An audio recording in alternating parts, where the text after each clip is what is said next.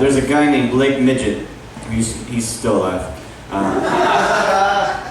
He used to do comedy here, and he moved to Austin, Texas, and he's doing comedy down there, but he got real sick. He's come down with a really bad staph infection. And like most of us, he's got no money and no insurance or anything. So, we have Chris Martin's bike helmet. This is going to be our basket. If you got anything to contribute, we're taking up a little fundraiser for him. Someone pass this around, okay?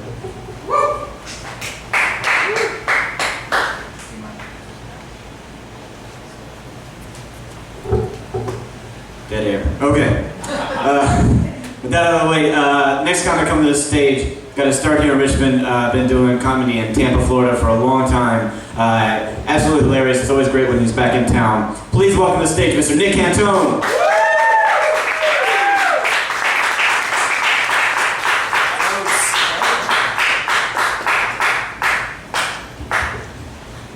Thank you. Hey, how about a nice round of applause for Jason behind the bar? And that incredible mustache, which puts mine to shame. I feel like if my mustache took steroids, it would be Jason's mustache. And then it would beat the fuck out of my mustache for being so pathetic. I don't know. But I will tell you this. Growing this mustache affects me in the exact same way that getting fake boobs affects a girl. Makes me more confident, makes me sexier, and now when I go out to a bar, a lot more guys are hitting on me. Which reminds me, I know it looks good, but my eyes are up here, fellas, tighten up. Seriously. I used to have a unibrow before I grew this mustache, but now I shave it in the middle, because if I don't, my face looks like an equal sign. One mustache plus one unibrow does not equal Nick getting laid. Sorry. So I shaved in the middle. Things are alright. I'll tell you what, man, like one thing about the mustache is you never know how people are gonna react to you. Sometimes it's good, sometimes it's bad. Like a couple of weeks ago, I hooked up with a 22-year-old sexy redhead. Good times. And she was a little bit of a freak. She liked the stash. She ended up licking my mustache very erotically from one end to the other. Flat-tongued it. That's the kind of kinky shit that Daddy likes. That's right. You know what they say, Roy? If you grow it, she will come. But it's not always good like that. You know, sometimes instead of attracting the freak, people think you're the freak. Like a couple of days ago, I'm waiting in line at Dairy Queen, and I caught myself staring at two high school girls eating their ice cream cones. Yeah. And then I had to think to myself, you know, like, is this really appropriate that I have a rock hard erection right now? Because people will judge you. Thanks for that little laugh over there, Roy. That's real talk. Alright, let's do something else.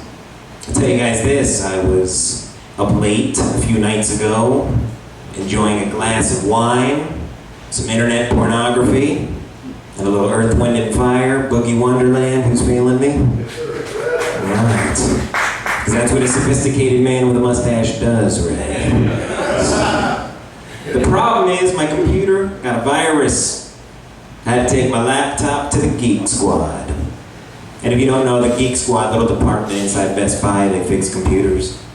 I took a look at the guys working there. It is not just a clever name. These are real life geeks. Yeah. And I'm not even hating on the Geek Squad. I would recommend them to anyone. Because first of all, they fixed my computer. But more importantly, they didn't judge me for the website I was on that caused the problem in the first place. Yeah, who cares that I like Justin Bieber? That's my business. My computer got Bieber fever for real, Jesse Thomas. Not good. We've learned a lot tonight, I feel like. Paul Bass, Handball Paul, phenomenal. It's your name from now on, bro. Yes. And I'll be honest, Saucier creeped me out a little bit with his dick twin joke. I feel like he was staring right at me. And I don't know how he knows about that vein. That freaked me out, but it's neither here nor there. I'll be honest. I have some trust issues. For a lot of different reasons, there's certain groups of people I can no longer trust. Gypsies, mimes, the elderly. Yeah. And I know the last one's a tough one to hear, and if you're old and that offended you, feel free to slowly charge the stage. Turn your jitterbug on and call somebody that cares. I don't know what to say. But I digress. I'll tell you who just made it to number 1 on my do not trust list. The Ice Cream Man. Yeah. Look, I get it. Ice Cream Man, Watt Smith, has got a great formula. Hot day, cold treat, good times. And then he cranks up Pop Goes the Weasel. All of a sudden, he's the Pied Piper of Bush Pops. Well played, Ice Cream Man. But if you really break it down, we don't know anything about this guy. I mean, what if I were to tell you that tomorrow afternoon, I'm gonna drive around your neighborhood and lure young children to a windowless van with a Nutty Buddy, a Rocket Pop, and this mustache. You wouldn't call me an Ice Cream Man, you would call me a suspect. You guys kind of like the Ice Cream Man joke. I like it. Good for you. Doesn't always get a laugh. But a couple of months ago, I was performing in Daytona Beach. I did the Ice Cream Man joke. Crowd went crazy. Crazy. Like, people were laughing and pointing and screaming. It was like a little over the top. And then all of a sudden, some guy in the crowd stands up and screams out, "She's on fire!" Yeah, I'm thinking, I thought the bald head and the mustache were a dead giveaway. What is this guy, an idiot? But apparently, there was a girl sitting off to the side of the stage whose hair had just gone up like a blazing inferno. And there was flames and smoke and chaos, and meanwhile I'm on stage cabbage patching because I think the ice cream joke is killing it. Yeah, and I finally look over and I see her friend smacking her in the back of the head, trying to snuff out the flame. She was crying. It was crazy. And I'm thinking, what have I done? I hit the punchline, a bitch burst into flames. I'm a comedy wizard. Maybe I need a better line than comedy wizard. Hey, 6 months, I quit smoking cigarettes. Yay. Thank you. I didn't even do it to be healthier. I was just tired of being a broke smoker. Because you know broke smokers have their priorities all messed up. Only a broke smoker will walk into a gas station and say, "Hey, let me get a pack of Marlboro Lights and 78 cents on pump 2. Ladies and gentlemen, thank you all very much. I'm going to end on a whimper. Good night.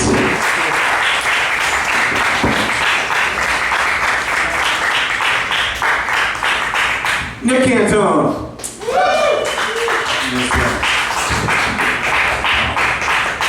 All right, we got 2 comics left on the show. Next gonna come to the stage. We're a good friend of mine. We put the shows on together in McCormick's down here on Wednesdays.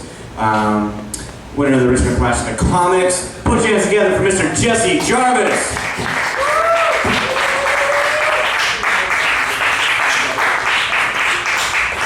Yeah, bottoms up. Clap your hands if you're a non-comic. Yeah, all right. Thank you for coming out. I think most of you are ladies, so I guess comedy night is now ladies' night. Am I right, guys? Oh man, my sister graduated high school recently. I'm really proud of her. Really proud of her. She actually graduated the same high school that I did about 7 years ago, and so I'm at the graduation. And all my old teachers are coming up to me. They're like, "Hey, Jesse, you got a sibling graduate?" And I'm like, took every ounce of my energy not to say, "No, I'm just here to watch my girlfriend graduate." I'm the one who put the dick in the valedictorian. Beach week's gonna be sick.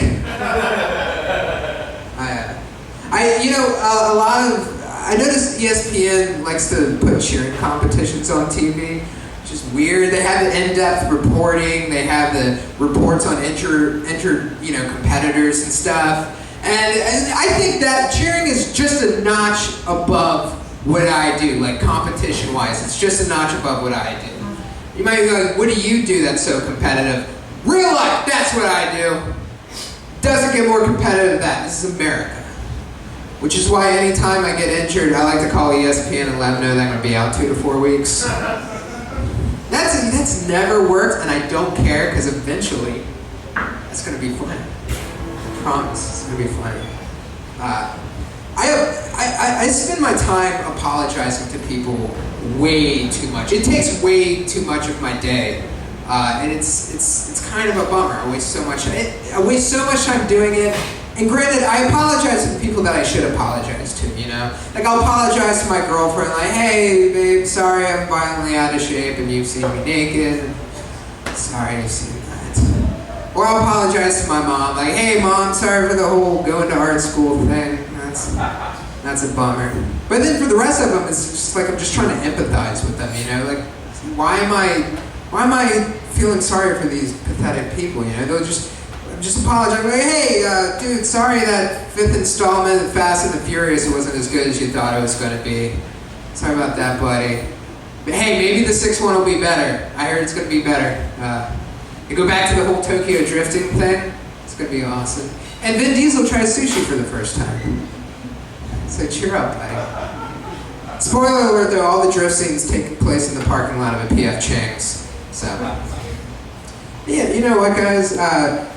We're gonna get somewhere with this. We're gonna get somewhere together. All right, here's a share time story. It's I'm growing really irritated about how many of the convenience stores that I like to go to are getting infiltrated with hippies. Like, I think that's a very rude thing to do to the American consumer. Hippies are the worst things that happen to America, and they just. Like, if I'm feeling drunk or depressed or both, I don't need you to tell me, you know, your philosophy about life that you read off of a bumper sticker, that you later had crocheted onto a poncho, which you later had tie-dyed. Like, you know, every day's not good, but there's something good in every day. Don't do that, man. Don't do that. Like, I don't need you to approach me while I'm buying coffee. Like, oh hey, I noticed you didn't buy our organic blend. What's the deal with that? Oh, this stuff's cheaper and I like it better. Yeah, but for 50 cents more, you can make the world a little greener. Yeah. Dude, maybe next time. I'm running really, really late. Would you tell that to all the dead polar bears, you piece of shit? Dude, all right, get off your high horse because you work at a place that sells taquitos, Four Loko, and cigarettes, all of which can be topped with chili and cheese for free just by pushing a button on a dispenser. Believe me, I've tried it. It's the only way I can enjoy a Newport menthol. Every cigarette may not be good, but there's something good in every chili cheese menthol. I don't know if that needs to be a thing. All right, I'm gonna get out of here on this. I like this.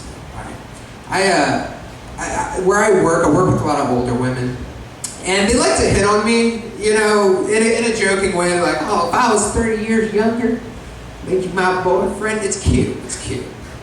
But sometimes they get a little graphic with it. Like, they like to explain to me how they would, you know, use my penis to have sex with, but really, like, I'm just sort of a secondary character in the situation. And it's borderline harassment. They'll say, like, you know what, if I was 30 years younger, I'd tie you to the bedpost, ride you until Judge Judy come on, then take the Greyhound bus up to Atlantic City, use my winnings to buy a new tickling device, bring it on home, and Mama's going to show you how she had fun during the Nixon administration.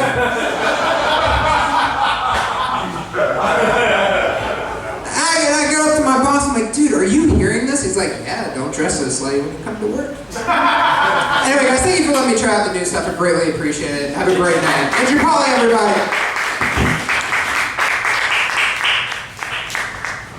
What time? time for Jesse Jarvis. All right, so we got one comic left. Thanks everybody for coming out and being such a good crowd. Your next comic on the stage is another Richmond original who went on to do comedy in other places. Coming to you from Los Angeles, California. Put your hands together for Watt Smith.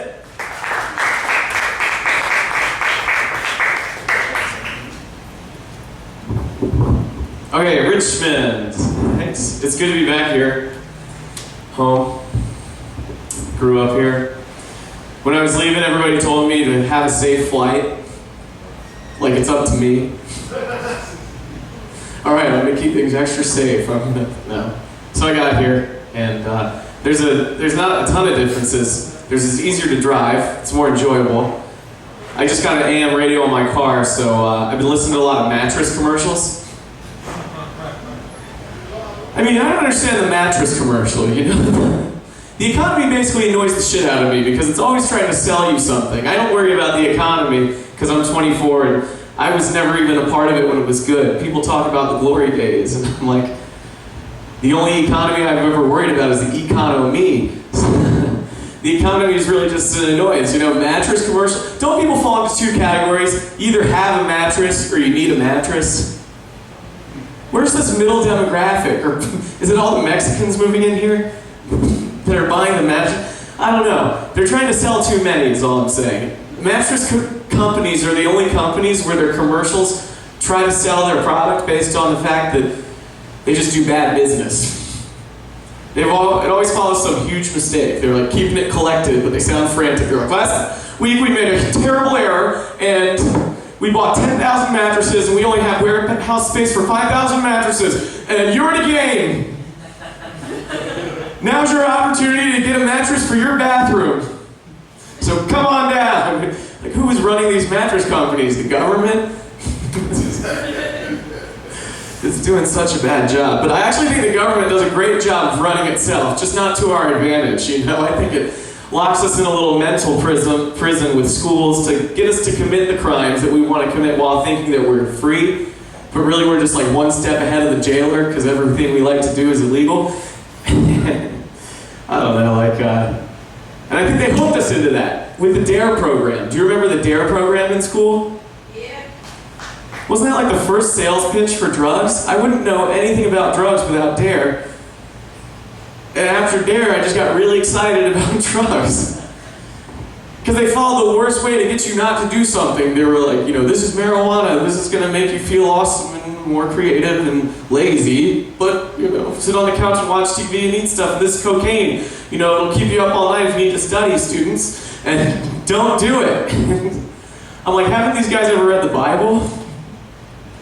This philosophy is the cause of the fall of man. This is exactly what God said to Adam and Eve. Don't eat this, you know, or Satan. The school board needs to read the Bible, then they would understand that they're causing it. So thanks for letting me work these things out.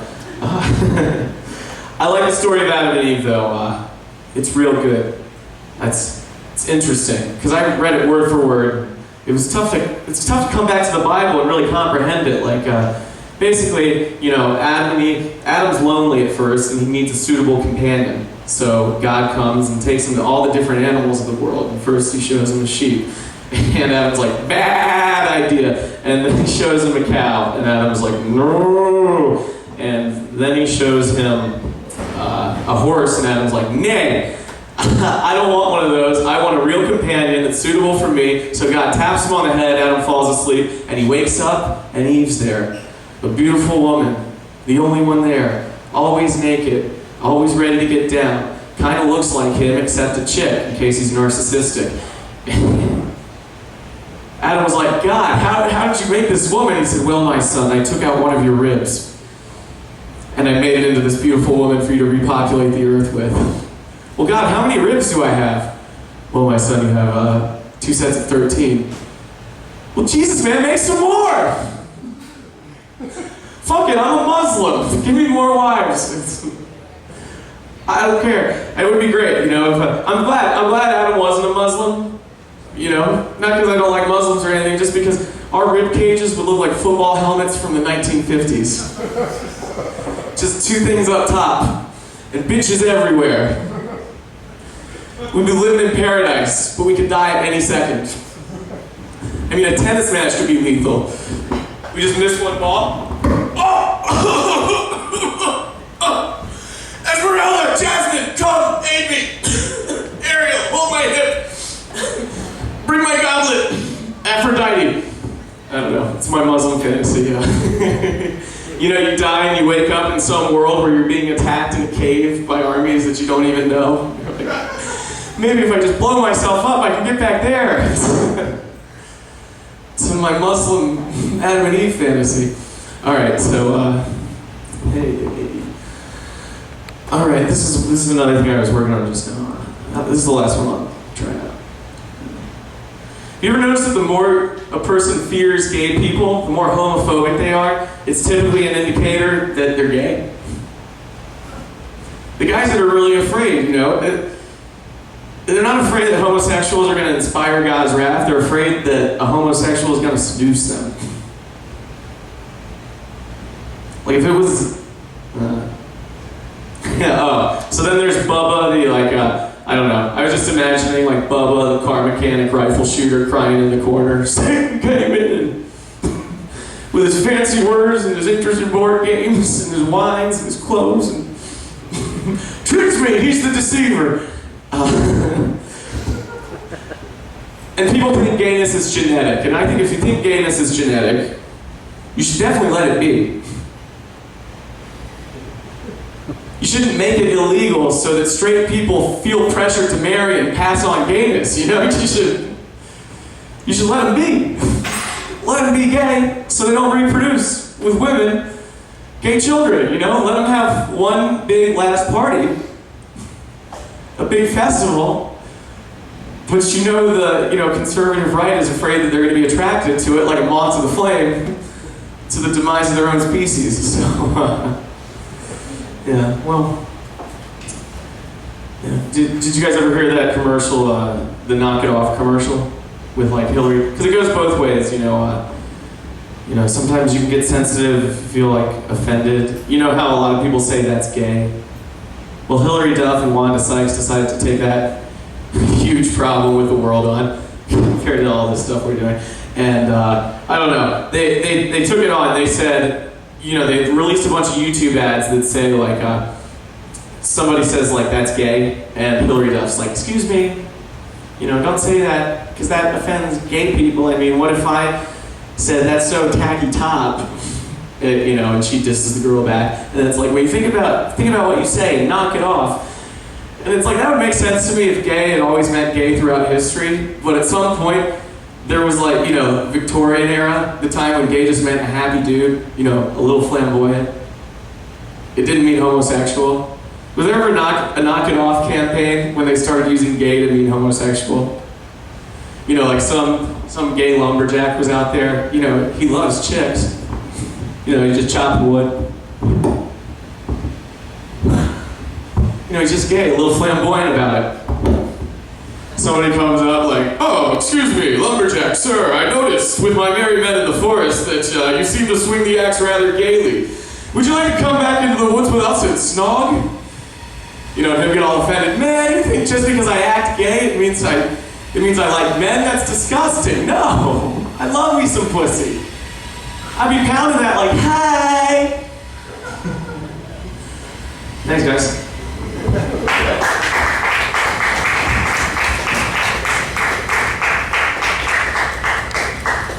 One more time for Watt Smith. And, that concludes our show. One more round of applause for all the comics you saw tonight. Good job. And be back here at 955 Club in 2 weeks. The Ladies' Night show is going to be here. That'll be July 25th. So make sure you come out for that. Thanks for contributing to the Blake Midget Get Better Fund. And thanks so much for being a great crowd. We'll see you later on, guys.